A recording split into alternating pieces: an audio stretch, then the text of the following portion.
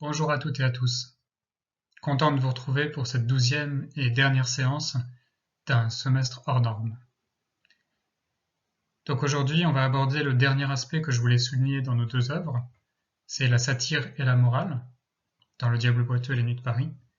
Puis je terminerai par une forme de conclusion du semestre. Nous en resterons ensuite là pour ce cours, décidément malmené par les circonstances. Il nous restera à voir la question des évaluations, mais je m'en expliquerai peut-être par mail pour que ce soit plus clair et que tout le monde y ait accès. Si c'est bon, je vous propose de commencer cette séance sur la satire et la morale. Bien, donc en guise d'introduction, je commencerai par quelques points de vocabulaire qui sont propres au XVIIIe siècle. Et je commencerai par deux termes, c'est morale et mœurs. Alors, ces deux termes ont deux sens au XVIIIe siècle qu'il faut réussir à bien distinguer, même si en réalité ils sont assez intriqués dans la langue de l'époque. Le premier, c'est celui qu'on a encore spontanément quand on les lit, c'est un rapport au bien et au mal. La morale, c'est ce qui est bien ou mal, une action est morale ou elle est immorale, et de la même façon, on peut parler des bonnes mœurs pour dire les actions qui sont admises par la société. Donc ça, c'est ce qu'on a encore aujourd'hui, quand on lit ces deux mots. Néanmoins, au XVIIIe siècle, les deux termes ont un autre sens, qui est celui de science des mœurs. En fait, on pourrait dire que c'est à peu près l'équivalent de ce qu'on appellerait aujourd'hui la sociologie, ou avec ce qu'on désignerait par l'adjectif social. C'est une description d'une société, des comportements, des mœurs au sens d'us et coutumes, des manières de se comporter. Donc c'est pour ça que par exemple, quand on utilise le terme moraliste, donc construit à partir du mot moral, on dit, les moralistes disent un petit peu ce qui est bien ou ce qui est mal. Pensez à La Fontaine par exemple, ou à La Bruyère, mais en fait, ils décrivent surtout l'homme en société, et comment l'homme raisonne, pense, agit. Donc en fait, c'est bien plus une science qu'un jugement critique. Donc gardez bien ces deux sens-là qui sont toujours un petit peu imbriqués au XVIIIe siècle. Il y a toujours l'aspect subjectif, est-ce que c'est bien ou est-ce que c'est mal, et l'aspect objectif, comment les gens se comportent. Et puis le deuxième point que je voudrais aborder, c'est comme on va beaucoup parler d'écriture satirique et de satire, je voulais vous rappeler l'orthographe, qui est un peu délicate. Donc satire au sens de écriture comique, c'est avec un i, et satire au sens de la créature mythologique mi-homme, mi-bouc, c'est avec un y. Donc retenez bien cette opposition. Trouvez-vous un petit moyen mémotechnique pour vous en souvenir. Par exemple, vous pouvez vous souvenir que le y, c'est ce qui renvoie à la mythologie avec le terme grec. Voilà, donc juste deux petits points pour commencer ce cours. Et donc si c'est ok, je vous propose de passer à l'étude du Diable boiteux. Si l'on commence par le roman de Le Sage, Le Diable boiteux, donc pour l'instant on a beaucoup parlé de l'histoire, du roman, de sa narration, de son réalisme, etc. Mais on n'a pas du tout parlé du style utilisé par Le Sage. Or, c'est une écriture virtuose. Je ne sais pas si vous y avez été sensible, mais je vous propose donc d'utiliser ce dernier cours pour l'étudier plus en détail.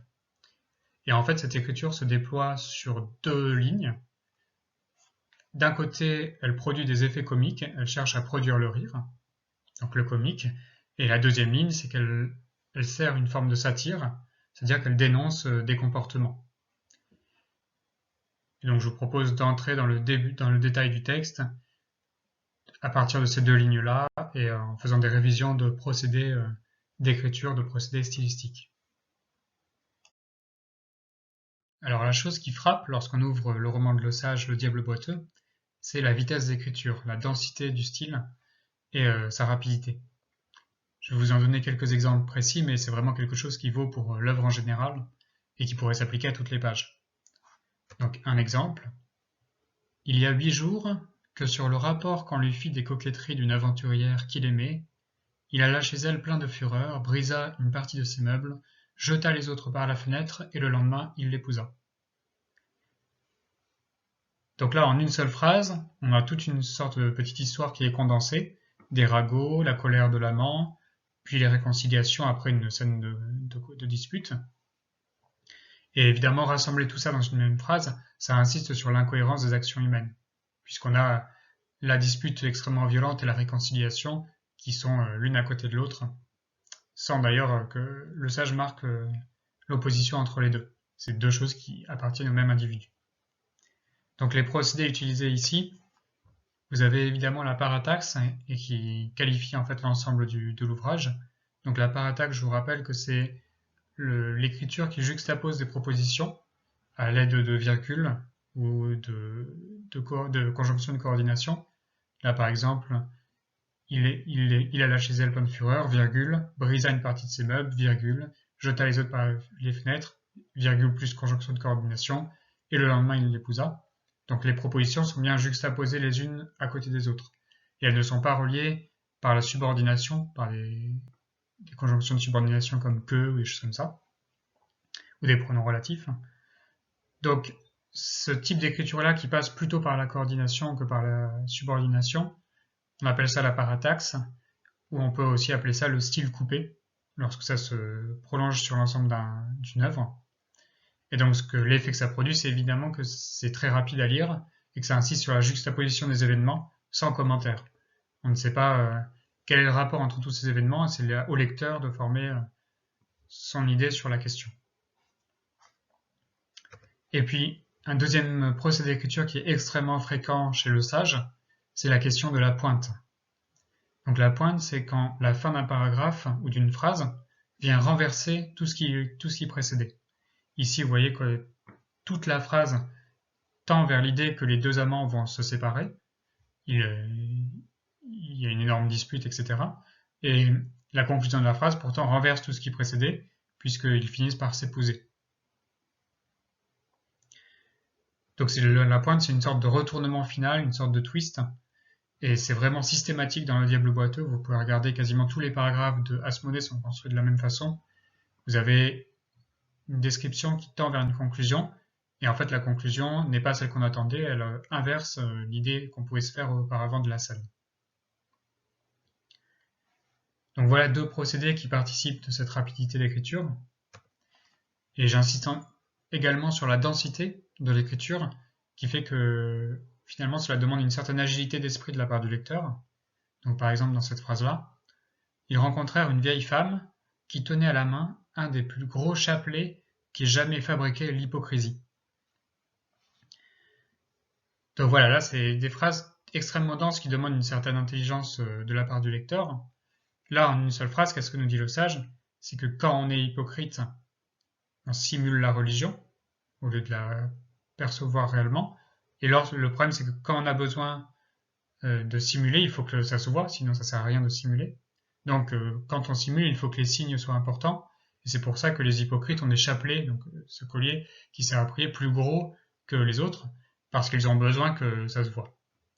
Et donc tout ça est réuni en une seule phrase, et même plus que dans une phrase, dans un seul groupe nominal, puisque c'est un de ces plus gros chapelets qui ait jamais fabriqué l'hypocrisie. Donc quelque chose d'extrêmement dense, qui demande de la part du lecteur une certaine intelligence ou une certaine compréhension de ce style d'écriture. Le deuxième procédé satirique récurrent, c'est la question de l'ironie. Alors là, on va s'arrêter un petit peu pour développer l'analyse de ce procédé. À partir, par exemple, de cette phrase, le comte lui offrit 1000 pistoles de surcroît en la conjurant d'avoir pitié de lui. Elle n'avait jamais vu solliciter si puissamment sa compassion, aussi ne fut-elle pas inexorable. Alors, est-ce que vous voyez sur quoi repose l'ironie dans cette phrase? Le comte lui offrit 1000 pistoles de surcroît en la conjurant d'avoir pitié de lui. Elle n'avait jamais vu solliciter si puissamment sa compassion, aussi ne fut-elle pas inexorable. Donc l'ironie repose en fait sur le mot compassion, puisque dans la situation, le comte offre de l'argent à la servante pour qu'elle l'introduise auprès de sa maîtresse. Et clairement, le comte n'utilise pas la pitié, mais l'argent pour la convaincre.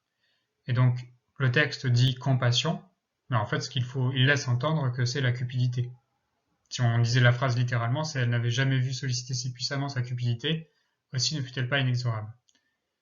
Donc il y a une forme d'ironie qui porte sur le mot compassion précisément. Et la question, c'est alors comment est-ce qu'on peut analyser cette tournure? Comment est-ce qu'on peut analyser l'ironie? Donc la manière simple d'analyser l'ironie, c'est celle que vous aviez vue dès le lycée et que vous avez peut-être continué à voir jusqu'ici. Ça consiste, l'ironie, ça serait dire le contraire de ce que l'on pense en le faisant comprendre. C'est comme une sorte de mensonge en montrant qu'on ment. C'est comme par exemple, on peut dire il fait beau alors qu'il pleut à verse dehors, et c'est de l'ironie parce qu'on dit le contraire de ce qui est. Le problème, c'est que cette vision-là est assez insuffisante. Et dans cet exemple-là, par exemple, est-ce que le terme cupidité que le texte laisse entendre est vraiment le contraire du thème compassion? Ce n'est pas du tout évident. Le contraire de compassion, ça serait plutôt l'insensibilité, la cruauté. Mais là, c'est pas du tout ce que dit le texte. Le texte dit que cruauté, enfin, oppose la cupidité à la compassion. Donc, si vous voulez, l'ironie, c'est pas toujours dire le contraire de ce que l'on pense. Donc, c'est pour ça que je vous propose une deuxième manière de l'analyser. C'est ce qu'on appelle l'ironie comme mention. Et alors, dans cette manière-là d'analyser l'ironie, qui est beaucoup plus efficace que la précédente, donc que je vous conseille d'adopter, on considère que l'ironie, c'est une forme de citation. C'est comme des paroles rapportées. Et en fait, ça revient à citer des paroles, sans guillemets, mais à faire comme si on citait des paroles absurdes, en se moquant de celui qui les prononcerait dans cette occasion. Donc par exemple, ici, l'ironie sur le terme compassion, c'est comme si on avait mis en gros des guillemets autour de compassion, et comme si on citait quelqu'un qui, en voyant la scène qui se déroule sous ses yeux, dirait « Oh, mais en fait, elle a eu pitié de lui ». Et en fait, on se moque de cette personne en disant « Il ne comprend rien à la nature humaine, en fait, elle a changé d'avis uniquement à cause de l'argent ». Donc l'ironie, ça reviendrait à citer un mot, une phrase, voire un texte, et à la citer pour se moquer de celui qui aurait l'idée de prononcer ça dans la situation présente. D'accord? Donc c'est pour ça qu'on appelle ça l'ironie comme mention, c'est-à-dire qu'on mentionne les paroles de quelqu'un pour l'attaquer. Quelques exemples supplémentaires qui devraient nous permettre de comprendre un peu mieux comment ça fonctionne. Donc voici deux autres phrases tirées du Diable boiteux. Après cela, on nous réconcilia, nous nous embrassâmes, depuis ce temps nous sommes ennemis mortels. Et puis, je vous assure que c'est une pièce excellente, toutes les bêtes y parlent comme des docteurs. Première chose à remarquer, c'est que dans la première phrase, on retrouve ce qu'on a analysé précédemment, c'est la question de la pointe. Toute la phrase tendrait vers la conclusion que les deux hommes se sont réconciliés. Or, la conclusion va être contre-intuitive, elle inverse complètement l'idée qu'on pouvait s'en faire, puisqu'on nous révèle que les deux hommes se détestent. Donc là, c'est une pointe, c'est la fin de la phrase qui inverse tout le raisonnement. Bon, et moi, ce qui m'intéresse dans ces deux phrases, c'est plutôt la question de l'ironie. Donc, où est l'ironie? Alors, on peut en avoir deux manières de l'approcher. La première manière, c'est celle que vous connaissez sans doute. Donc, l'ironie, c'est dire le contraire de ce que l'on pense. Dans ce cas, on dit que dans la deuxième phrase, c'est le mot excellente qui est ironique. Puisque, bon, si on regarde cette deuxième phrase, quelle est l'idée? C'est on a une pièce où des animaux parlent comme des savants. C'est absolument ridicule. Mais le sage ne dit pas que c'est ridicule, il dit que c'est excellent. Et donc, en fait, il dit le contraire de ce qu'il pense. Il nous dit excellent pour nous faire entendre exécrable. Donc, c'est de l'ironie, vraiment au sens très simple du terme. Néanmoins, on peut analyser ces formes d'ironie d'une deuxième manière. Donc, c'est ce que je vous disais, c'est l'ironie comme mention, une manière qui est en fait plus fine. Et dans ce cas, on considère que l'ironie, c'est comme une citation. C'est comme si on citait quelqu'un dont on voudrait se moquer. Et donc là, on se moque de quelqu'un qui aurait ce raisonnement-là, dire c'est une pièce excellente parce que toutes les bêtes y parlent comme des docteurs. On se moque de cette personne, et donc dans ce cas-là, l'ironie, elle porte sur excellente, mais elle porte aussi, et peut-être surtout sur les deux points, c'est-à-dire sur la liaison causale qui est faite entre les deux propositions. Donc dans ce cas, l'ironie comme mention, c'est vraiment rapporter des paroles de quelqu'un pour s'en moquer et pour s'en détacher. Voilà, dans ces deux phrases, on retrouve encore une fois le style coupé, qui passe justement par ces deux points ou ces points-virgules. Et enfin, on peut noter que, en fait, ces phrases supposent une vision du monde où les maximes habituelles ne sont pas vraies, puisque finalement, toutes les conclusions que le lecteur pouvait avoir se révèlent faux. Par exemple, toutes nos manières stéréotypées de raisonner sont mises à défaut par le texte, puisqu'on a l'impression, par exemple, que lorsque deux personnes s'embrassent, elles s'aiment. Or, le sage dit que c'est le contraire, elles se détestent. Et de la même façon, dans la deuxième phrase, où le lien de causalité est inversé par l'ironie. Cette manière de renverser les idées du lecteur est tout à fait typique de l'écriture de Le Sage, on la retrouve absolument partout dans le roman. À chaque fois, dans presque toutes les pages du roman, le lecteur croit avoir compris ce qu'on lui dit, et en fait le texte va toujours plus loin que ce que le lecteur avait pu penser. Je vous en donne juste deux exemples pour vous donner un petit peu une image de cette tournure. Donc par exemple ici, « Il me semble, s'écria Leandro, que voilà des voleurs qui s'introduisent dans une maison par un balcon. »« Vous ne vous trompez point, dit Asmodée. Ce sont des voleurs de nuit.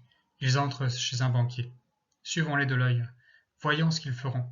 Ils visitent le comptoir, ils fouillent partout. Mais le banquier les a prévenus. Il est parti hier pour la Hollande avec tout ce qu'il avait d'argent dans ses coffres. » Donc là, le lecteur croit avoir compris. On lui représente une humanité mauvaise où les hommes se volent les uns les autres. Donc il voit un voleur, il se dit, bon, on est dans une écriture moraliste, on va nous dire que les hommes se volent. Mais en fait, c'est encore pire que ne le pensait le lecteur, puisque là, c'est le banquier lui-même qui s'est volé avant les voleurs. Même chose dans ce passage. Cela me surprend, dit donc Cléophas. Un mari que la mort de sa femme rend insensé. Je ne croyais pas qu'on pût pousser si loin l'amour conjugal. N'allons pas si vite, interrompit Asmodée. Dom Blaze n'est pas devenu fou de douleur d'avoir perdu sa femme.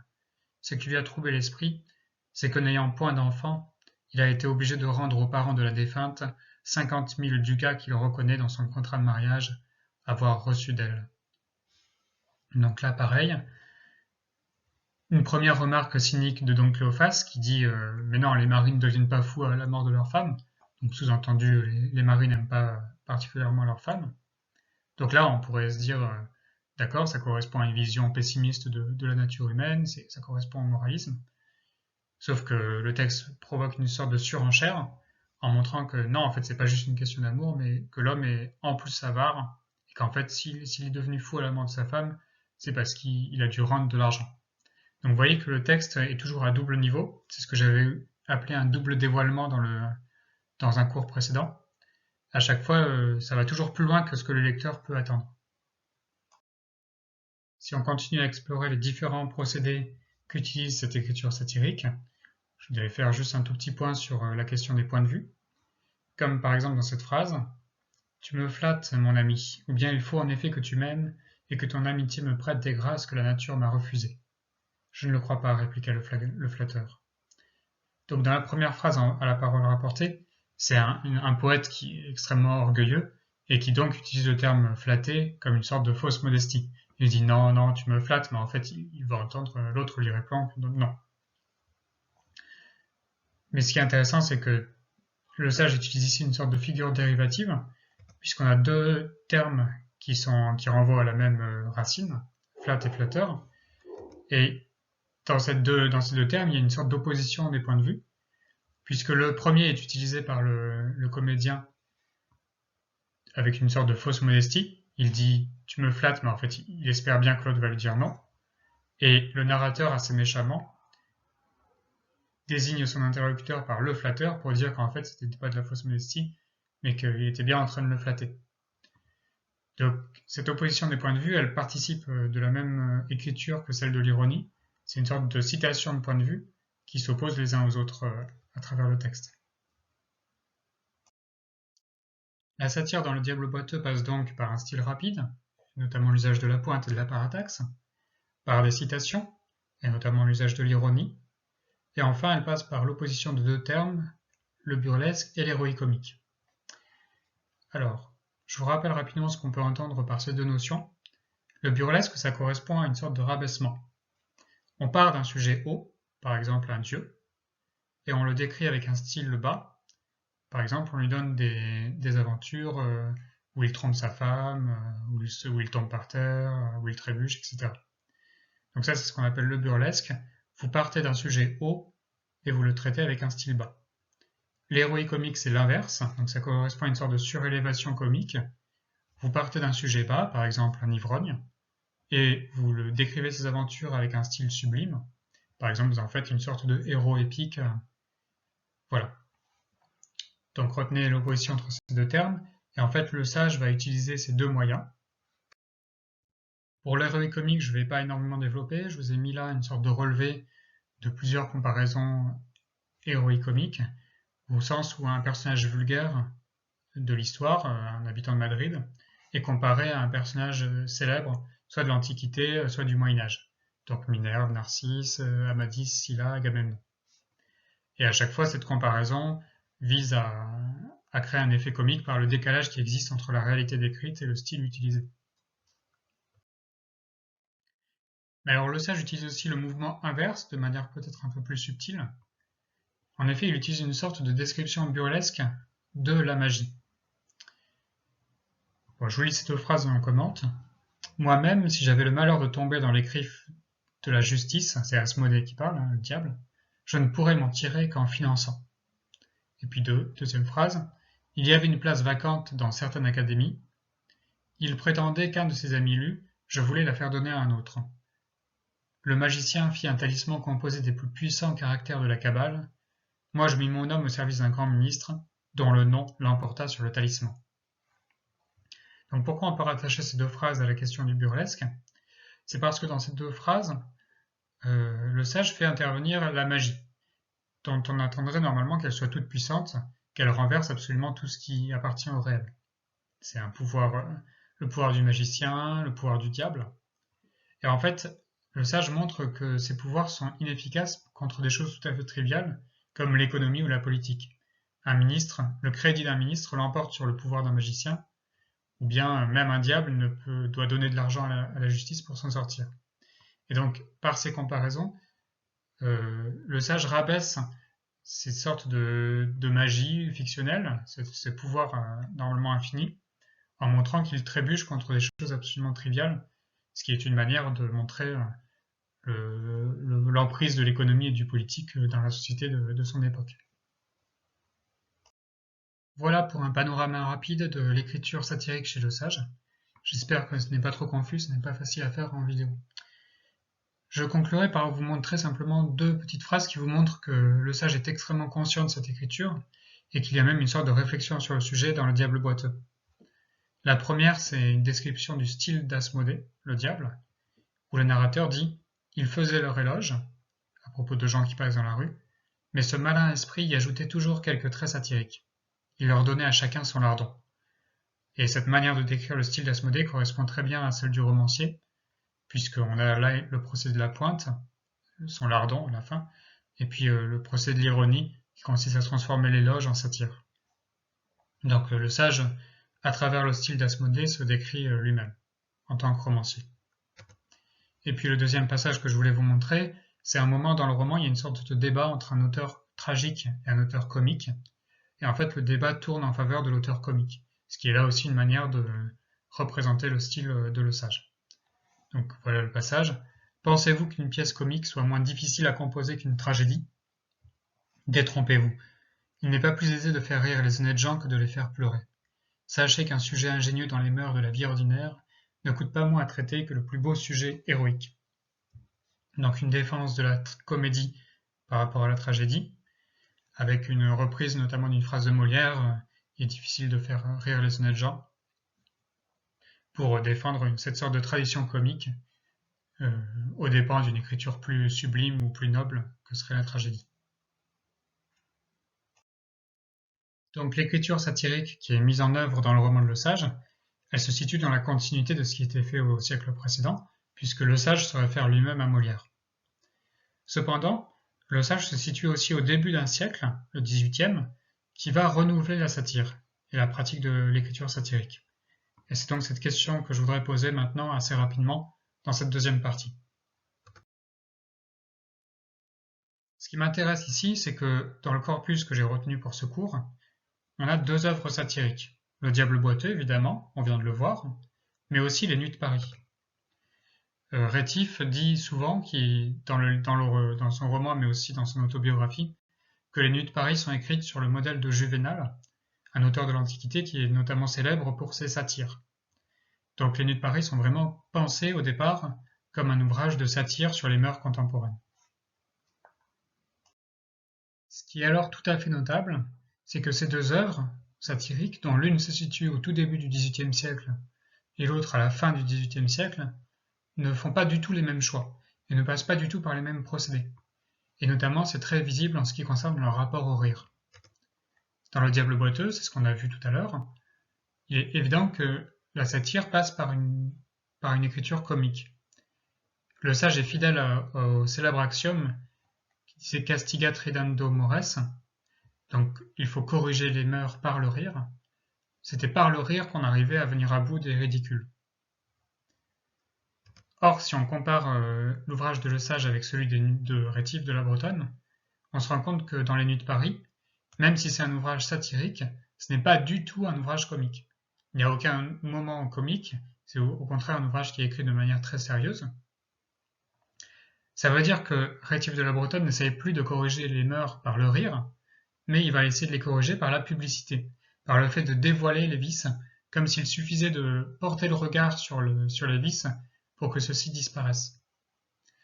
Cette évolution dans la satire, elle est liée à un problème très profond dans le XVIIIe siècle, c'est que le XVIIIe siècle a du mal avec toute la question du rire. Tout au long du XVIIIe siècle, il y a énormément de textes qui s'interrogent sur l'immoralité du rire. Est-ce que, par exemple, rire de quelqu'un qui est tombé dans la rue, c'est vraiment quelque chose de moral? Est-ce que le rire n'est pas toujours en soi immoral? C'est quelque chose qui pose énormément de problèmes aux hommes et aux femmes du XVIIIe siècle. Et donc c'est pour ça que dans la satire, le rire peut à peu être remplacé par l'observation. On va essayer d'attaquer les vices et les ridicules, non plus en riant d'eux, mais en les dévoilant et en les rendant publics. C'est le regard et non plus le rire qui va devenir l'instrument de correction de la société. Cette évolution s'accompagne d'un renouvellement du rapport à la morale au sens de bien ou de mal. Au XVIIe siècle, les moralistes, donc La Fontaine, La Bruyère, La Rochefoucauld, Pascal, on les appelle moralistes, mais en fait ce qu'ils faisaient c'était une critique radicale de la morale. Je ne sais pas par exemple si vous avez déjà réfléchi sur La Fontaine. Rappelez-vous les poèmes que vous appreniez au CP, à l'école primaire, comme Le Renard et le Corbeau, Le Loup et l'Agneau. Quelles sont les morales de ces textes? Tout flatteur vient aux dépens de celui qui l'écoute, la raison du plus fort est toujours la meilleure. Donc vous voyez que ce qu'on appelle morale dans les fables, c'est au contraire quelque chose d'absolument immoral et de cynique. En gros, quand les petits-enfants apprennent Le Renard et le Corbeau, ils apprennent qu'il faut mentir pour réussir dans la vie. Quand ils apprennent Le Loup et l'Agneau, ils apprennent que c'est les plus forts qui l'emportent sur les plus faibles. Donc vous voyez que chez les moralistes ne sont pas là du tout pour dire ce qui est bien, ce qui est mal, ce qu'il faudrait faire pour être vertueux, mais ils critiquent la morale en montrant qu'elle est toujours dépassée dans les faits, que dans les faits personne n'agit de façon morale, que tout le monde est guidé par son intérêt, son amour-propre. C'est une morale extrêmement réaliste et cynique. Le sage est à peu près l'héritier de cela, puisqu'il dépeint des hommes qui sont guidés par leur intérêt, par leur passion, par la haine. Sauf que tout au long du XVIIIe siècle, il va y avoir un retour en force de la morale au sens de bien ou de mal, et un retour en force de la vertu. C'est ce qu'on aperçoit notamment dans la création de nouveaux genres comme le drame, qui est censé être une pièce de théâtre vertueuse. Donc, cette évolution modifie aussi la satire, puisque contrairement à l'écriture des moralistes, la question de la morale ne va plus être seulement décrite d'un point de vue réaliste, comment les hommes agissent dans la réalité, mais va devenir à peu près normative. On va se demander comment est-ce qu'il faut agir pour bien agir. C'est dans cette perspective que je voudrais aborder les Nuits de Paris. En effet, on peut commencer par dire que les Nuits de Paris de Rétif de la Bretonne sont un roman assez déconcertant du point de vue de la morale, du bien ou du mal. D'un côté, le narrateur se présente vraiment comme un héros du bien. C'est une sorte de justicier qui va punir les méchants, sauver les jeunes filles en détresse, etc. Donc, vraiment, le narrateur défend le bien, et la morale. Mais ce qui est très étrange, c'est que le roman, et j'aurais bien aimé pouvoir en discuter avec vous, je ne sais pas vraiment comment vous l'avez perçu à la lecture, mais il y a quand même un aspect un peu malsain et un peu voyeuriste dans le roman, et on sent une sorte de plaisir à décrire le vice ou l'horreur, les questions de la dissection, des bandits, des libertins, etc. Il y a une vraie attirance pour le mal. Donc, le roman est assez ambigu moralement. Cette ambiguïté morale dans les Nuits de Paris, elle correspond en fait à une réflexion philosophique qui traverse le XVIIIe siècle. La grande question des philosophes du XVIIIe siècle, c'est de savoir si l'homme est bon ou mauvais naturellement, par nature. Donc je vous résume vraiment en très grandes lignes les oppositions. Je vous les rappelle si vous les connaissiez.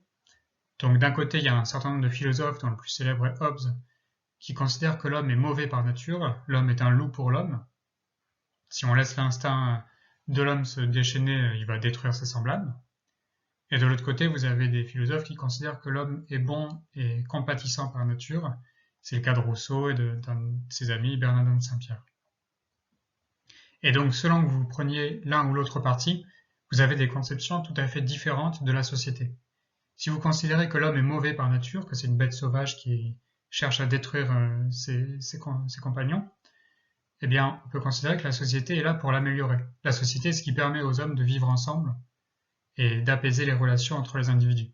Donc on a une vision très positive de la société, tandis que si vous considérez que l'homme est bon par nature, ben force est de constater que l'homme aujourd'hui n'est pas bon, et donc on va considérer que c'est la société qui l'a corrompu. C'est la thèse de Rousseau, notamment. Et Rétif a tous ces débats en tête, et il va se positionner dans ces débats, notamment à travers un dialogue avec Bernardin de Saint-Pierre, donc un ami de Rousseau. Ami de Rousseau, Bernardin de Saint-Pierre pense que l'homme est bon par nature. En 1786, donc juste avant l'apparition des Nuits de Paris, Bernardin de Saint-Pierre publie un énorme livre qui s'appelle Les Études sur la nature. Et donc c'est une description de la beauté de la nature, des forêts, des nuages, des animaux. Et ce texte-là commence par une ouverture très très célèbre, dès l'époque, qu'on appelle l'épisode du fraisier. Donc le narrateur est chez lui, et il a sur sa fenêtre un petit fraisier sauvage que vont butiner des mouches. Donc le texte commence comme ça. Un jour d'été, pendant que je travaillais à mettre en ordre quelques observations sur les harmonies de ce globe, j'aperçus, sur un fraisier qui était venu par hasard sur ma fenêtre, de petites mouches si jolies que l'envie me prit de les décrire. Et le texte continue en essayant de décrire toutes les mouches qui viennent sur cette plante, et petit à petit, Bernard de Saint-Pierre se rend compte qu'il y a trop de variétés, trop de couleurs, pour qu'il soit capable de les décrire. Donc c'est une ouverture très célèbre, et qui met en avant un homme compatissant et presque attendri devant les insectes, donc un homme qui est fondamentalement bon en lui-même, qui est ouvert à la nature et à sa beauté. Or, dans la 90e nuit des Nuits de Paris, Rétif de la Bretonne pastiche cette ouverture célèbre. Je vous lis le texte. Il n'est pas d'être dans la nature qui ne soit méchant. Tout individu aime à faire du mal, à détruire son semblable, et les autres êtres. Les herbivores même ne sont pas innocents, ils frappent, ils mordent, ils écrasent. L'homme aime à détruire pour détruire. 1000 fois je me suis senti le cruel désir de tuer une belle grosse mouche à miel noir, ou bourdon, qui venait sucer à ma fenêtre les fleurs des pyramidales, et j'avais besoin de la réflexion pour m'en empêcher. Donc vous voyez que Rétif, contrairement à Bernardin, n'est pas attendri ou apitoyé devant les insectes qui viennent butiner à sa fenêtre, mais il éprouve instinctivement le besoin de les détruire. Et donc, cette opposition des deux textes montre que les deux auteurs ne sont pas d'accord sur la réponse à la question qui traverse le XVIIIe siècle. Pour Bernardin de Saint-Pierre, l'homme est bon par nature, tandis que pour Rétif de la Bretonne, il est mauvais par nature. Et donc c'est pour ça que Rétif de la Bretonne estime que l'homme devient bon par un effort de réflexion sur lui-même et par la société. Et donc cette opposition des deux aspects explique l'écriture du roman. En effet, le personnage des Nuits de Paris est guidé par une sorte d'instinct ou de pulsion mauvaise. On sent qu'il est attiré par l'horreur et par le vice, mais tout le roman représente une sorte d'effort effectué sur soi-même pour se perfectionner et s'améliorer. L'homme ne naît pas bon, mais il le devient petit à petit, et c'est ce qu'essaie de représenter le roman. Un homme qui essaie de s'amender en devenant bon par effort. Voilà ce que j'avais à dire pour cette dernière séance de cours à distance, cette 12e séance. Et donc je voudrais conclure cette vidéo par quelques mots de conclusion sur le semestre en général. Bon, et je vous avoue très franchement que je suis assez frustré de la façon dont les choses se sont passées. Nous avons eu la première moitié du cours qui ont été perturbés par la lutte légitime contre les réformes en cours, et la deuxième moitié qui s'est faite à distance pour raison d'épidémie. Donc ce n'était vraiment pas des conditions idéales, et en toute franchise, je vous le dis en toute franchise, mais je n'ai pas l'impression d'avoir fait un cours aussi clair et aussi intéressant que je l'espérais en janvier. Notamment, on a très peu lu les 2 œuvres, et puis j'ai dû réorganiser mon plan pour m'adapter un petit peu aux conditions d'enseignement.